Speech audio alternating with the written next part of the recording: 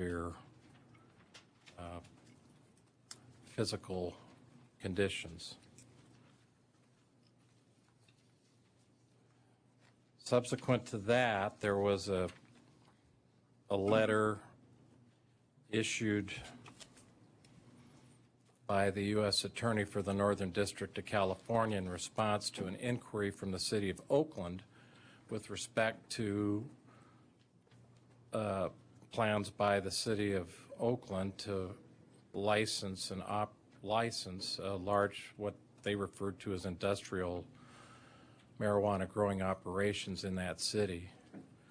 That U.S. Attorney indicated that it was still the policy of the U.S. Attorney General and its agents to enforce the laws with respect to treating marijuana as a Class 1 controlled substance, and discourage the City of Oakland from embarking on the direction they were taking. Subsequent to that act, and during this session of the legislature, there was a federal law enforcement action involving a number of large grow operations around the state of Montana. So that's the background that brings us to today. And that personal preferences aside, the job I was given to do by the chairman of the Senate Judiciary Committee and the Judiciary Committee, and which was to carry Senate Bill 423 to the full Judiciary Committee and to the full Senate, and they gave me the duty to carry it here to you today. So let's discuss what's in the bill.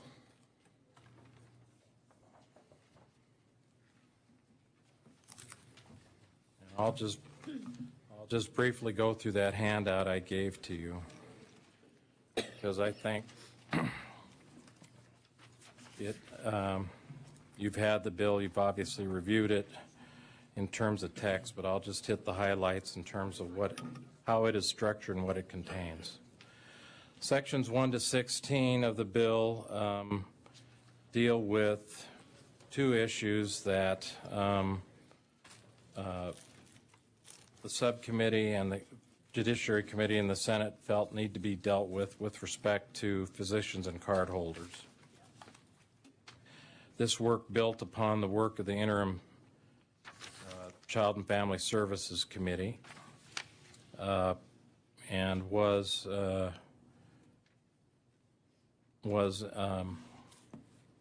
informed by the subcommittee's work with respect to review of laws, particularly in the state of New Mexico. The number with respect to physicians, Senate Bill 423 requires a bona fide doctor-patient relationship, and that it defines that relationships in terms of number of visits and length of time. And I want to emphasize it requires 4 or more visits, and it requires that those visits occur over 6 months or more. Now, it's not 4 visits within 6 months. I mean, you could have 4 visits over a period of 4 years, but typically a patient that is dealing with a severe medical issue is probably going to be seeing their primary caregiver, on a basis of more than once a year. It requires that telemedicine may not be used with respect to certifications. It establishes a minimum standard of care for physicians with respect to the issuing the certifications. Senate Bill 423 requires the Department of Public Health and Human Services to refer primary care physicians who certify more than 25 patients in a 12-month period to the Board of Medical Examiners to review whether the minimum standard of care is being observed. The bill does provide that the Board of Medical Examiners can establish higher standards of care as they see fit. That's their job, but it does set into statute a minimum. Senate Bill 423 provides that with respect to the severe chronic pain category, and this is defined in statute, it requires a document review by a second physician, and that review would be based upon a diagnostic test that established the medical term is etiology. That means the causation mechanism for the severe chronic pain diagnosis. For example, X-ray, CT scan, MRI. It requires a second physician examination for certifications with respect to minors. And most importantly, it requires no physician affiliation with growers, manufacturers of marijuana. With respect to card holders, Senate Bill 423 limits the issuance of card to Montana residents and defines that. It requires that they not be under supervision and control of the Department of Corrections. It requires that card holders must have a new laminated card as issued by the department in their possession, and that when requested by law enforcement, they produce both that laminated card and a photo ID. It stops the current practice under the existing law where someone can make an allegation that they have an affirmative defense, which is basically, I think I can qualify for to be a registered card holder and raise the defense at that point. So it requires that conviction of it for DUI results in loss of a card. Senate Bill 423 provides significant local government authority. Number one, it provides zoning control in terms of with respect to growers and manufacturers. Senate Bill 423 prohibits storefronts and requires that they all close on July 1. It permits incorporated cities and towns to exclude growers and manufacturers from their communities, as many have in the state of Montana. It includes provisions for healthcare facilities, for how to deal with the situation when a person shows up at their emergency room or walk-in clinic with marijuana. It creates an advisory board system for review of increasing or decreasing quantities involved, listed review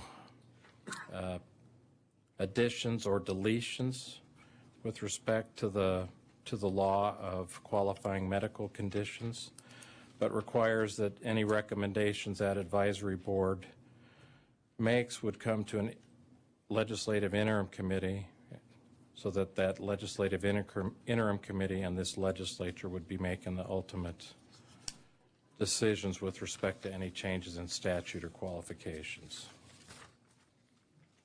So those provisions are in basically Part A of that bill, and that's sections 1 through 16. Part 2 of the bill is section 17 through 40, roughly, and that sets forth a system of control for a controlled substance. Basically the bill is approved by the Senate Judiciary Committee, and the Senate provides for a volunteer assistant who can assist up to 4 patients who would basically be growing the product at home. that volunteer assistant cannot be a registered card holder, cannot have a felony conviction, cannot transport, and I think this is quite important, cannot transport the product except to remove it from a healthcare facility. There'd be no other transportation permitted to the volunteer assistant, and it requires the volunteer assistant to go through a fingerprint and background check.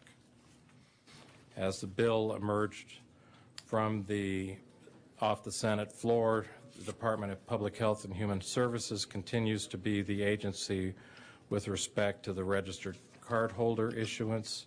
The Department of Labor and Industry deals with the other licenses. So the Department of Labor and Industry would license A, that volunteer assistant, that personal production assistant, B, the grower license, and C, the product manufacturer, and that would be the people that process marijuana into tinctures, topical oils, edibles, that type of thing. And D, the couriers, which would be the only people licensed to transport the product from growers or manufacturers to patients. That system was set up in New Mexico and adopted in Senate Bill 423 in a nonprofit board-operated type organization to provide product to those registered card holders, for example, living in retirement or nursing homes that could not, or landlord situations where the landlord would not agree, where they could grow their own at their residence, or to people who were not physically capable of taking care of their own needs. So that, and then finally, if you flip to the back, the Senate Bill 423, as it emerged from the Senate, provided for, upon passage and approval, a cessation of issuance of new cards under the current statutes, provided that on June 1, existing cards would be replaced with the new laminated cards for all conditions except the severe or chronic pain category. Provides that on June 1, new applications could start under the tighter restrictions for severe chronic pain with the 2-physician review system. Requires that on July 1, all storefronts close and manufacturers and growers basically who had either obtained new licenses under the new a new tight licensing regime that's set forth in Senate Bill 423. Those that were licensed in June could close and go into a hiatus for a 90-day period, and then reopen under the new licensing system in October. That hiatus was designed to provide law enforcement with a period of time in which to ensure that the system was cleaned out. And a new controlled system could begin in October. So that's kind of the structure of the bill. So what are the goals of the bill? And that's what we need to talk about. The number one goal was to give law enforcement a tool to deal with marijuana as a controlled substance. Number two, it was to remove storefronts and the promotion, the air of promotion that they give in terms of marketing efforts in print and billboards and television, to remove that air of legitimacy from the provision of this product in the state of Montana. Number 3, it's to tighten the standards with respect to physician certifications to require a legitimate doctor-patient relationship and end the perceived abuses. And number 4, to create a system to permit law enforcement to monitor distribution of this product in an effective manner to the remaining number of legitimate registered card holders. So those 4 overarching goals were what led to Senate Bill 423. So thank you very much for your time. I'll be happy to respond to questions from the committee. Thank you, Senator Essman.